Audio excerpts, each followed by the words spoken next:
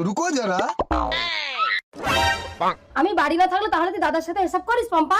এই তোকে আমার বাড়ি কাজ করতে হবে না, যা তোর ছুটি। না, দাদা আমাকে কাজে রেখেছে, দাদা বললে আমি চলে যাবো। এই আমার কথাই শেষ কথা। গীতা, আমার কথা যখন চলবে না তাহলে আমাকেও ছেড়ে দাও। বুঝেছি। তার মানে ব্যাপারটা তোমরা মাখামাখি করে ফেলেছো। আসলে আমি ভেবেছি দাদার সাথে যদি তোমার কাজটাও করে দেই তাহলে তুমি আমার মাইনেটা বাড়িয়ে দেবে। বাড়িতে কে আছো, দুটো ভিক্ষে দাও না মা। আমাকে উদ্ধার করেছিস, যাকে ভিখারিকে ভিক্ষা দে। এই নিন ভিক্ষে। বাইরে এসে ভিক্ষে দাও মা।